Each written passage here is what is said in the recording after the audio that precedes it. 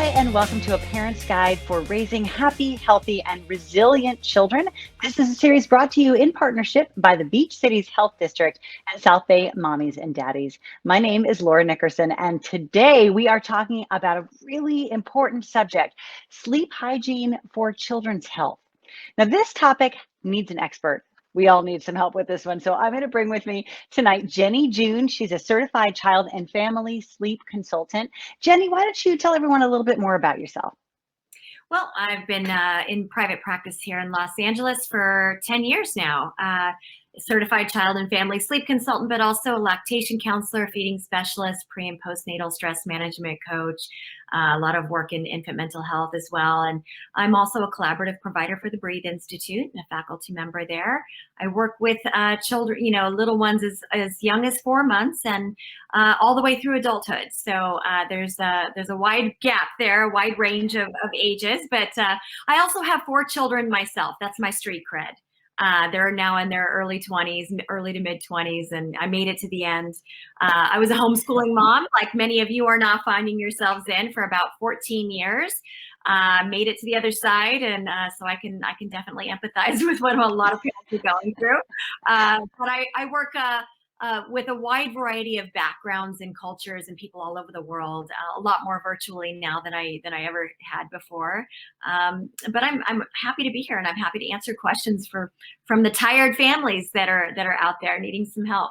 Well, I feel like that might be all of us right now for so many reasons. But let's start off talking about the pandemic. So the pandemic came along, everyone's schedule changed radically, and we're anxious, we're stressed, we're worried. Stress levels are extremely high, and now we have kids sometimes kind of going back to school, some of them. So how is this affecting the way that our children are getting their full sleep? Well, our routines are off. That was the one thing that kind of caught everybody off guard. We had routines built into our day with our jobs and taking kids to daycare or school or whatever was going on, and routines when we came home. Those all radically changed, and it caught everybody off guard, and they just kind of fell into place wherever they happened to land, and there was no rhyme or reason or plan around it. And parents were now trying to manage more of the care for their child than they ever had before, while also working and helping their children with whatever school scenario they were, now having to manage as well. So, I think when we become desperate, and what I've heard from a lot of my families, I see this a lot just in general sleep issues when things were normal, is that we become so stressed, so sleep deprived ourselves and exasperated, and we don't have the tools a lot of the times. We certainly didn't have it going into this, that we get stuck in a place where we're slapping band-aids on things in the moment just to survive the moment, to survive the night, to survive the nap, or, whatever is happening. We're in survival mode. We've been in survival mode for over a year now. And that's where families are having a hard time finding their way out. They know they need to climb out of this hole, but they don't know where to start. They don't have the tools. They don't know what the future looks like, and now they're sleep deprived, most of them, as a result of their children being sleep deprived. And it's just hard to be cognitively flexible in this situation. So a simple plan, understanding the science of sleep, what the sleep needs are of the family, regardless of how old the children are or for the adult themselves, is a good place to start. And then just, making your way out. I think a plan is an excellent idea. It's really hard to do right now because things are continually changing with county, state guidelines. We don't know from day to day, what may change with our work situation or our school situation. Do you think it's more effective to address the sleep issue and hope that that helps a little bit with the anxiety and the stress, or should we deal with the anxiety and stress first and then start looking at how that is affecting our sleep? Well, the root of stress and anxiety, in order to deal with it, we have to be in a place where we're well rested so that we can process the information and process our feelings that are causing the stress, and really look at our challenges, whatever they may be. In order to be creative, we need to be well rested. If we're in fight or flight because we're in a stress response, because we're no longer obeying our body's cues for sleep, we go into a chronic state of sleep deprivation, which automatically puts us in a chronic state of stress within 48 hours, actually. And then now we're living off of adrenaline and cortisol, for our energy the rest of the 24-hour day. And it's hard to be cognitively flexible, which you need to raise a toddler or to deal with all these different scenarios. It's hard to be creative. It's hard to, we even enter into more high-risk behavior when we're sleep deprived. It's the equivalent to having two cocktails, and trying to operate off of, after you just had a couple of, cosmopolitans. How, it's a little harder to do. We're less aware of what's going on around us and how to change it. It's hard to get at the root of the situation and make changes from the root of the issue. And again, that's where we get stuck, just managing things. We're slapping band-aids on things just to survive the moment. It's hard to get out of that. But to deal with stress and anxiety, we've got to be well rested in order to have the tools to do that. And I remember when my kids were babies and I wasn't sleeping at all with a couple of kids at home. And there were certain things that I remember from that time, which is not a lot, by the way, but I do remember being very, like the edges of my vision would get almost white.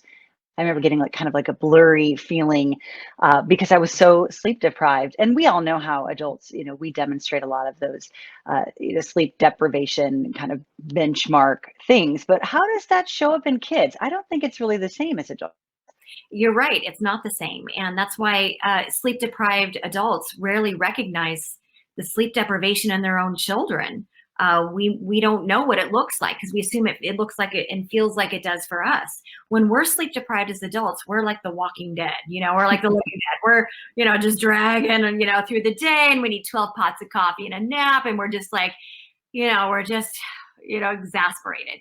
Children, on the other hand, have the exact opposite reaction to sleep deprivation: hyperactive, difficulty with focus, just inability to control or manage emotions. It's really different than what adults notice or experience in their own sleep deprivation. And when you're saying sleep hygiene, define to me what that means to you. So, that's a great question because there is a different definition for that, just like there, but I actually coined this phrase back in 2012 after attending a pediatric sleep conference in Toronto. And I was attending a lot of different specialty physicians in different areas of pediatrics, pulmonologists, psychologists, oh gosh, there's so many. It was wonderful. And I attended all their talks because I wanted to see what I could pull out from each one of them, where I could find the common thread between them all. Because the neurologists would only go and take the courses from the neurologists, and they didn't they didn't kind of share each other's information. It was very separated and separated. But the common thread I brought brought together from everything I was hearing from all these different pediatric specialists in sleep was a term I heard a couple times called sleep hygiene. Nobody had ever heard of it. Everybody was confused by it. So I really spent a lot of time defining that back almost 10 years ago.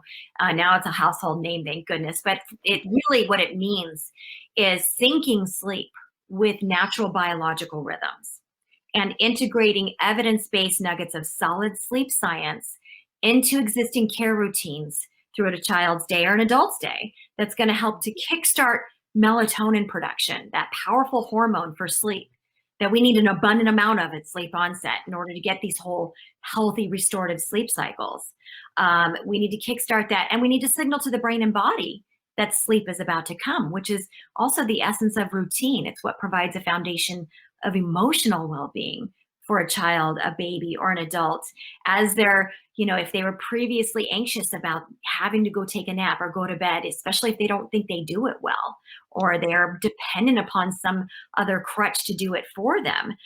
We want to make sure that they have a foundation of emotional well-being to be able to prepare and downregulate for that in a healthy way that's going to set them up for success so that these whole healthy sleep cycles can be achieved. So it's really just about the health, the architecture, the physiology of the sleep cycle.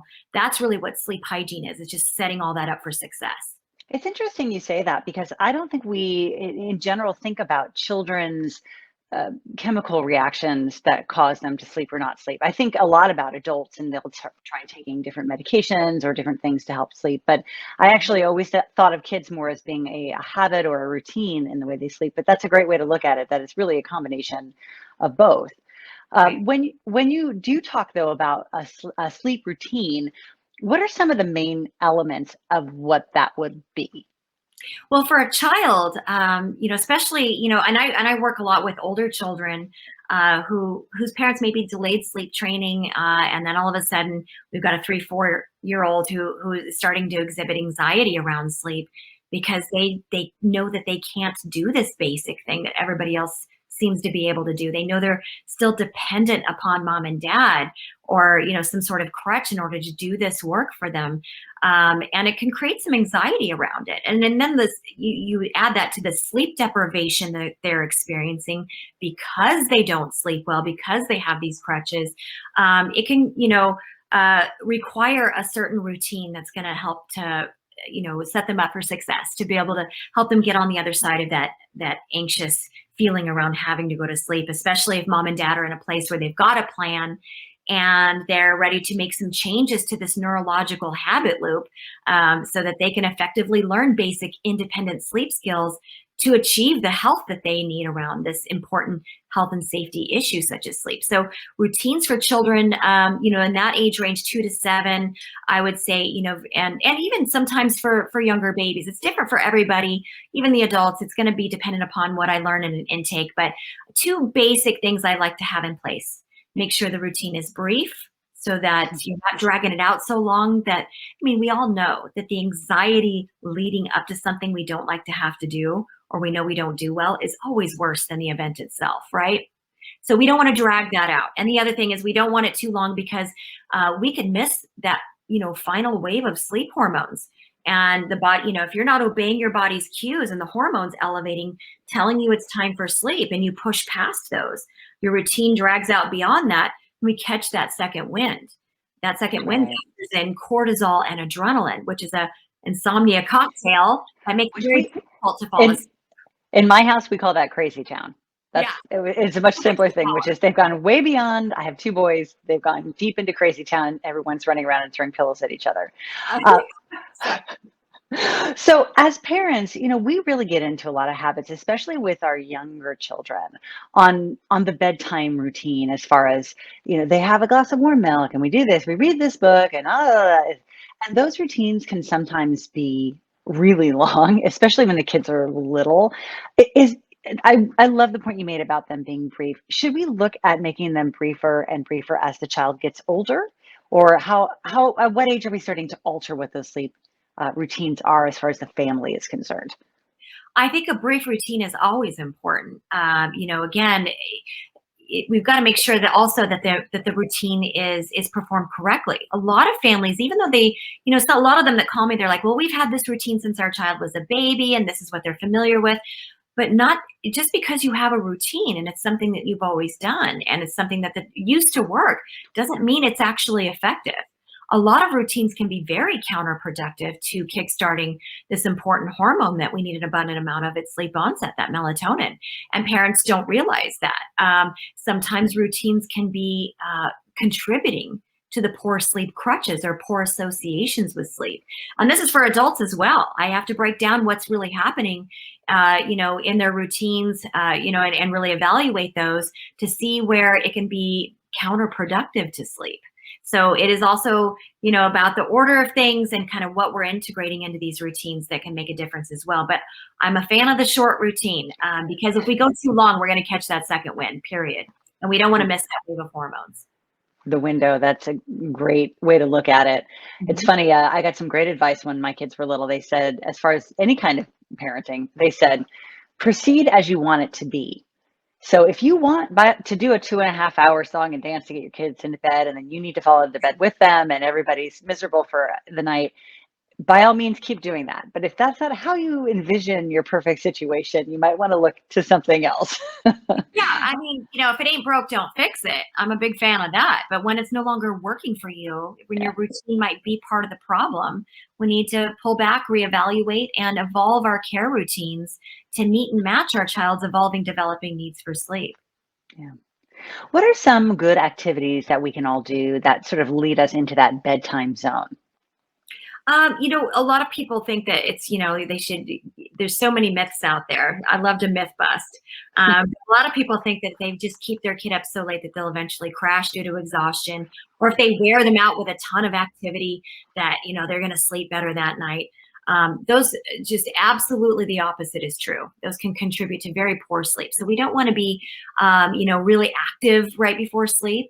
We also, like we don't want to do the playing after dinner and getting all stimulated and then, trying to segue into your pre-sleep routine. That can actually, be very difficult for a child to do in the best of circumstances. But certainly, you're closer to the danger zone of catching that second wind. And we really want to be careful with that because people don't understand that sleep is about the brain and hormones. It has nothing to do with the contents of the stomach or any of that. We really don't understand how important it is to set this up for success. So we don't want a lot of activity and we don't want a lot of light, exposure. Light and temperature make a big difference in our routine. We want to start lowering the temperature. We want to start lowering the lights.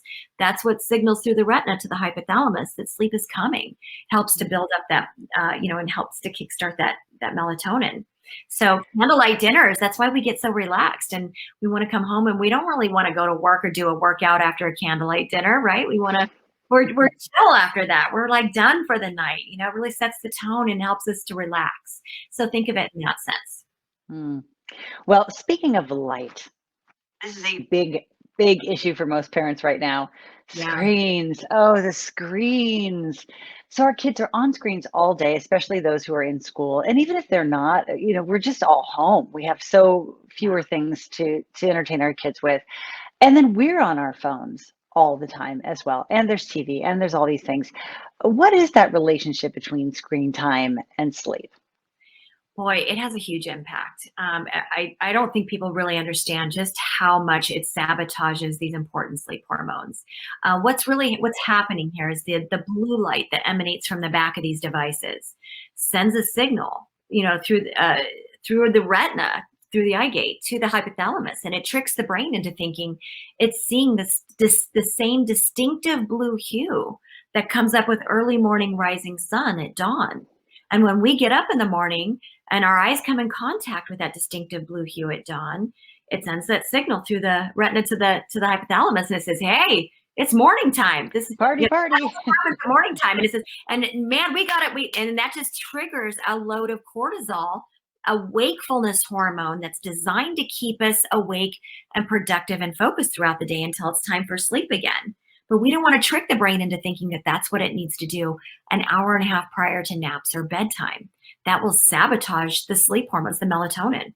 The brain thinks it's time to produce a bunch of cortisol so we can, be productive and go through our day. But so I don't, we can't eliminate screens. And I don't ever ask my families to do that. I'm not going to judge. I had 4 kids, man, like back in the 90s, man, that Barney video saved me, so Baby Einstein.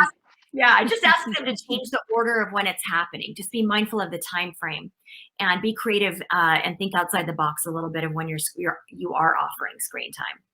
And does that include in that hour and a half or that amount of time? Does that include television? Or are we talking more computer screens, phones, all of the above? Screen devices. Yeah, they all have that blue light that eliminates the pixels in the screen device. So smartphones, tablets, television screens, TV screen, or computer screens. All of the devices. So that's got to be no bueno for those kiddos an hour and a half prior to sleep, or they're gonna have a hard time. Yeah. What about inside their bedrooms? Are there hidden things we should be looking out for in there that might be sabotaging their sleep? Well, certainly we don't want to have screen devices in there. The bedroom for an adult or a child should be, all the way through, birth to the grave. We want that room to be a sanctuary where we restore. So we need to make sure we're recreating in that room the same conditions that nature gave us to sleep in the first place. Cool, dark, and quiet. And for a little one who might be in a toddler bed and they have the ability to get out of the bed and leave the room and engage in shenanigans, we need that room to be boring too. And for many of the adults I work with, it needs to be boring. This is a place where you don't want to have your office, your workout equipment. This is your sanctuary where you go to restore. When the brain goes into slow wave sleep, that acts like a lymphatic system to the brain. It's what clears the waste and toxins and stress that build up on this vital organ every day. And we need an environment that's going to be conducive to that. So those are the conditions that we're designed to sleep in best. It's what helps to build up that important hormone, melatonin. Well, at what point do you look at a sleep issue as a bigger problem? We all have a couple of periods of time or a couple days a month where we can't sleep. But with your children, at what point do you say, "Oh, I need to take this a step further and bring in a consultant or medical help or whatever that may be?" Well, again, I mean, we won't. It's something you don't want to wait until you have a problem. We want to look at it just as we do any other health and safety issue, such as nutrition or car seat safety or stranger danger. Teaching. We want to. Our job as parents is to prepare them for adulthood, and that takes a full 18 years. And if you're And starting, then some. right, and if you're starting that too late, you got to lay this foundation of well sleep, proper nutrition, so that when you start losing your primary influence with your children, which we have the most influence we'll ever have with our children in the first 3 years of life. After that, you start sharing it with other adults. Send them off to preschool, other adults, other children, media, and then your influence on them is less and less as they get older. Build the foundation of important health and, with these important health and safety issues so that when you do send them off and you do have less influence, they're in such a habit now that you have established for them that they start guarding their own nutrition, their own sleep, their own safety. They're more aware of, they've learned to process feelings and identify them. All of those things are all connected. And our job as parents is not to make our kids Disneyland happy all the time. It's to prepare them to be for adulthood. And that's a slow, steady, methodical plan that we have to lay out for their entire lives. And eventually we will have no influence on them. We want them to have good habits in place to protect themselves. So they're not in my adult sleep rehab program, a hot mess. So, It's a lot of work. It's a lot of work yeah. parenting and instilling some of those, habits that will help them as they get older and older. One of the things that a lot of young children, parents of young children deal with is napping. How long should they nap? When do we give naps up? When does napping or not napping become a real issue? So, at what age do you see children needing fewer naps, or that maybe we should encourage them to have fewer naps?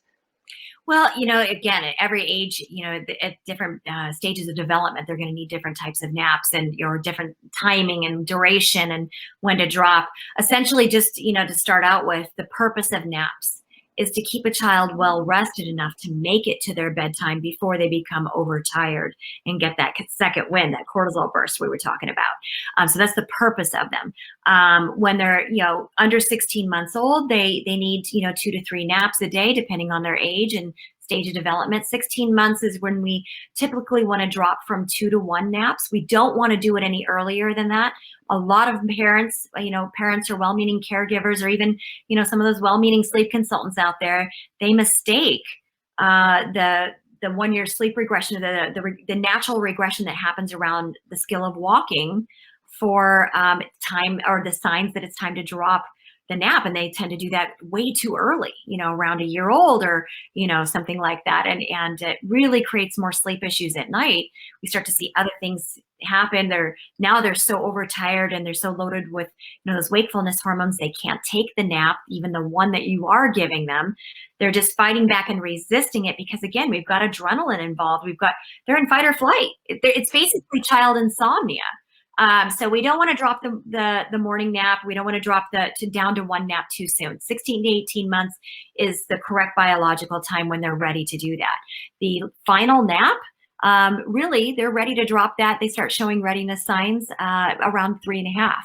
I know a lot of parents who drop it a lot earlier. It's mainly because, they've got a 2-nager or a 3-nager who's pushing back and, and just giving them a hard time and expressing their preferences and telling the parent, they think their new sleep rules suck and they don't want to have to take a nap.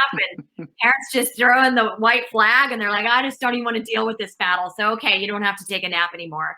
But then that just is that Band-Aid moment solution where they're surviving the tantrum.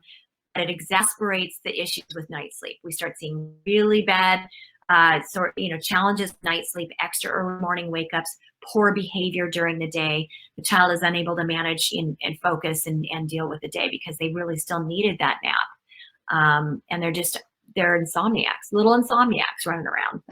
Well, the most important question is, when do we as adults get to put the nap back into our schedules? Ah, I love that. Yes. Well, there's a certain time when core body temperatures naturally drop and melatonin levels naturally elevate. Once daytime circadian rhythms come into full maturity at around six months old or so, we don't want to be using wake windows anymore. That's a big fad right now with a lot of sleep consultants. No, we need to actually apply real circadian rhythm science here. So what's ironic is that one nap that maybe a 2-year-old is still needing to take, and they will naturally drop off at about 3.5 years old. It comes back into play around 58 years old when we no longer can produce enough cortisol to make it through the day. We need to take that nap and restore a little bit so we can make it to bedtime without being overtired and having insomnia as a result. But nobody would judge you if you started earlier than that, right? Oh, Just right. asking for a friend. Yeah, exactly. Yeah, and you want to, if you need that little zhuzh, that little something, something, if you were up all night with a crying baby and you were waking up sleep deprived right out of the gate for your day, absolutely take that nap and take the edge off and, decompress. I like a good 20-minute power nap. If you get too much longer into that nap, into that sleep cycle where you're taking a full 90-minute nap or so, you're going to accidentally taste a little bit of that yummy sleep crack that you're deprived of, and then you're not going to want to wake up from that nap. It's going to be hard your body will be like, hey, wait a second, we don't want to wake up right now, we're deprived of this vital component, you're never getting this at night, and it's going to be hard, you're going to be dragging through the day. So just a 20-minute power nap for an adult. Now, you said a little earlier that there are certain things that really do affect your sleep patterns and certain things that don't. And you mentioned in there that food isn't necessarily a part of that routine. But I'm curious about that. How does what we eat affect how we sleep? Well, when I said that, what I, to bring that in a proper context, there's, that myth out there, that old wives' tale that, parents really believe, and even some pediatricians still, believe that, if you give your child a big full feeding, a big meal, they'll sleep better, especially for the little babies. 8 months old, something like that. We think that, oh my gosh, we've got to top them off. We've got to make sure they've got a big meal or they're not going to sleep well. And that's not the case at all, actually. Sleep, how much food is in the stomach, if you're super full, it's not going to make you sleep better. It's not going to help your child sleep better. Sleep is about the brain and hormones. It has nothing to do with the contents of the stomach in that sense. Now, with regards to nutrition, certainly, if we're eating healthy foods and we're nourishing our body in that sense, when we go into slow wave sleep in our third stage, that's where it's connected to the microbiome system, the ability to produce good and healthy bacteria in and on the gut and absorb the nutrients from our foods. If we're not getting whole healthy sleep cycles, it's going to be more difficult for that to happen. And that's why we see a lot of gut issues and, digestion issues with babies or toddlers or even adults. So those two things are connected, and we often ask ourselves, what comes first, the chicken or the egg? Can we eat something specific that's going to help us sleep better? Well, yes, there's a little bit of tryptophan in a lot of foods out there, including breast milk, but not enough where it's actually going to significantly improve the quality of a sleep cycle. Not even our, melatonin supplements and, sleep medications can actually improve the quality of a sleep cycle. It might help you fall asleep initially if that's what you are using as your crutch to relax and go to sleep. I mean, no different than a glass of wine will, really, but it doesn't ensure that you're going to get that specific, healthy, critical component called slow wave sleep. And that's the sweet stuff we should all be gunning for. And nothing you eat is going to ensure that you get that, period. But if you're getting that, you're actually going to crave healthier foods. You're going to have a healthier eating lifestyle and nutritional habits. And then everything's really coming together and optimizing each other. Like there's synergy with that. And then they support each other. What is the goal? Is it 7 hours, 8 hours? At what point do we say this is too little? Well, are we talking about it for a child or for an adult? What would you like me to? I mean, for a child, I would say, let's say in the different phases of up to kindergarten age. Yeah. So a lot of parents are surprised. A lot of people are surprised that little ones, especially 0 to 3 years old, need an average of, 11 and a half to 12 and a half hours of consolidated sleep at night. The reason for that is because the human growth hormone is produced in the slow wave. And if children are tripling the rate of growth and development between birth and 3 years old, they need that extra human growth hormone to facilitate that rapid rate of growth and development. So they need a lot more sleep cycles than an adult does. They need more of that human growth hormone to have that, go well.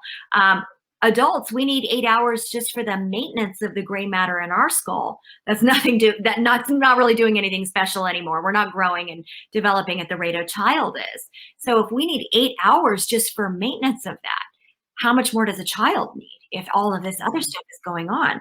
So a lot of parents apply their own adult sleep logic to their child's needs and think that, gosh, they're sleeping through the night. And I'm, well, what does that mean? And they think 6-8 hours is sleeping through the night for a child. And that's actually radical.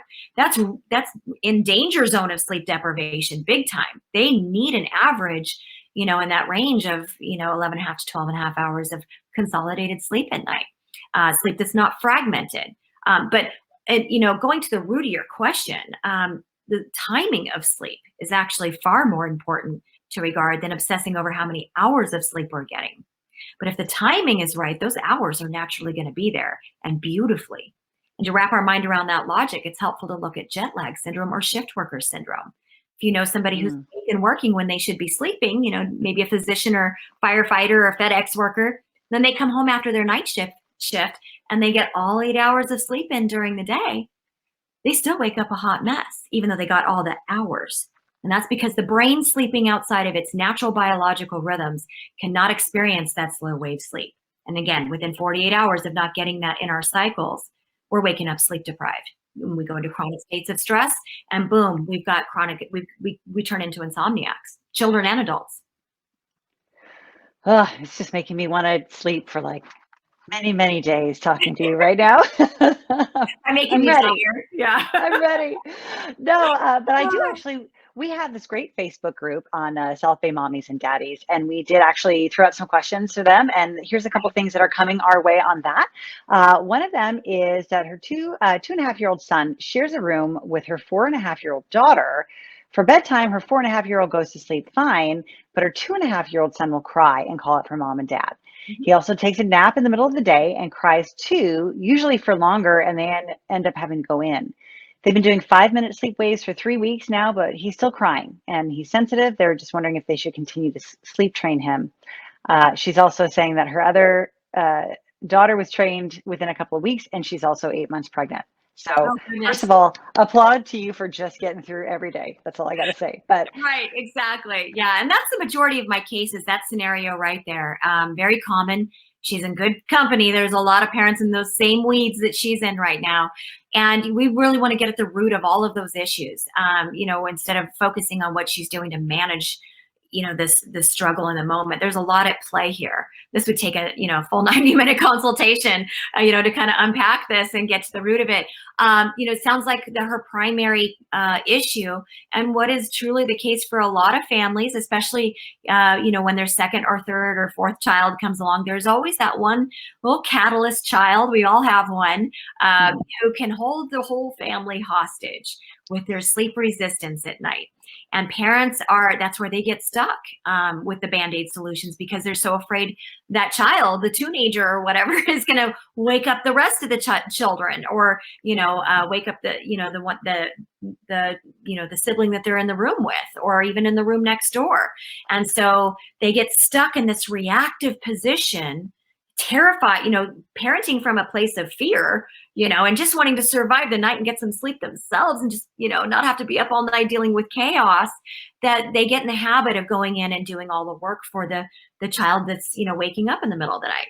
And now this child is developing a strong association, a habit of waking up multiple times and believing that they need their parent to come in and recreate the same conditions that they used to get them relaxed and all the way to sleep in the first place.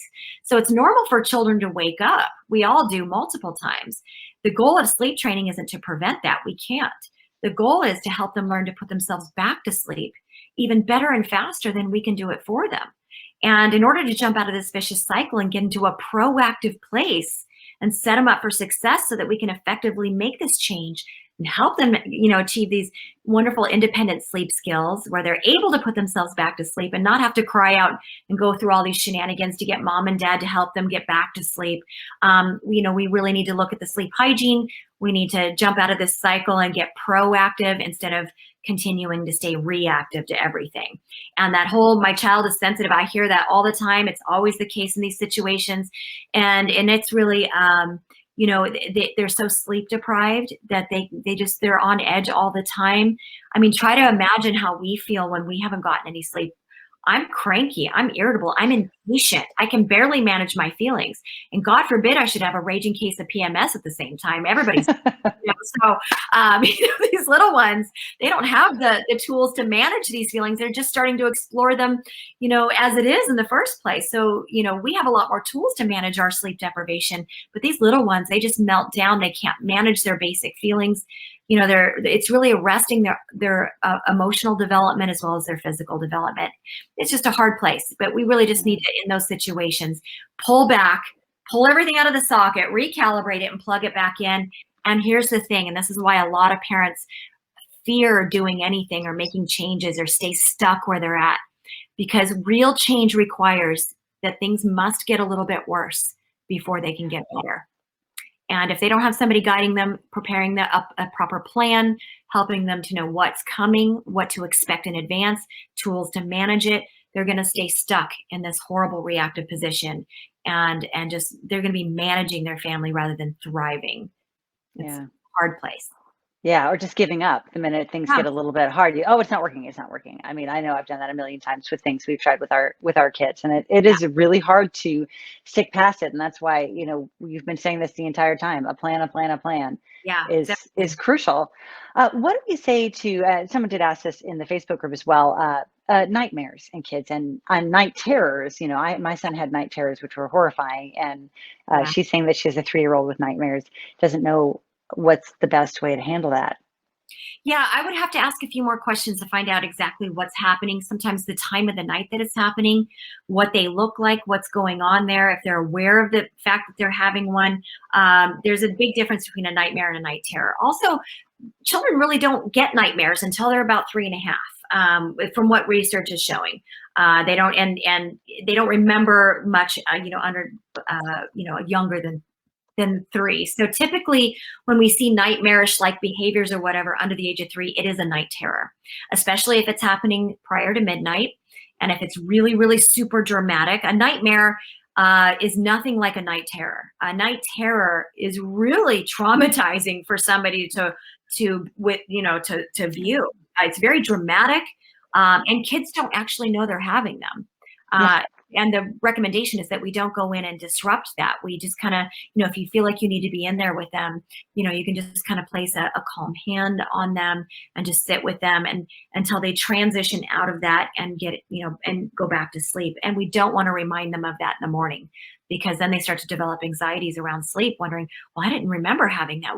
Why is mom asking me this? And what did I do? And, and then they start to think, they're wondering what's happening to them in the middle of the night. And they get a little nervous about going to sleep. So we don't want to discuss it with them the next morning. Nightmare is a different situation. Yeah. Oh, I know. It breaks my heart every time I think about that. It's so hard to watch as a parent when your child is going through either of those scenarios. We have so many more questions that are coming our way, and we definitely can't get to all of them tonight. So can you just tell everybody how they can best get in touch with you and maybe work with you and some of the programs that you offer? Yeah, I am located here locally in Los Angeles. I work with a lot of mommies and daddies and families in the Playa Vista area. But I provide virtual consultations that are very popular. You can go to my website, www.jennijune.com, and Jenni is spelled with an I, June as in the month. I also am now providing, back to, with a proper COVID precautions and protocol in place, the PPE, I get the tests and all this stuff. And so I am also continuing to offer the in-home consultations with, I have a list of precautions we'll have to follow for that to take place. And even overnight and, round the clock services as well. I space those out a bit so I can self-quarantine in between those and have a proper COVID test with results coming back before I enter a home if I'm going to be spending the night there or whatever. But the good news is, business is really, parents are really needing this support. And with COVID, a lot of parents are noticing a sharp decline in their income. I'm really paying attention to that, and the demand is going up. And I really feel it's important that parents get and children have this sort of health and safety, support around this issue. So I have an exciting thing happening. It's going to be soft launching around Mother's Day, just around the corner. I've teamed up with an incredible production company and, the best out there to provide online courses for parents to take virtually for a fraction of what they would typically pay for my private coaching. And so that will be launching in hopefully around Mother's Day. And it's going to be, I think a great tool for families. We're going to get into all the troubleshooting in the deep nitty gritty of everything. And every family and child are uniquely different. Parenting styles are different. I'm going to address each and every one of those. And I think it's going to be a terrific help. And it is specifically for big kids and toddlers.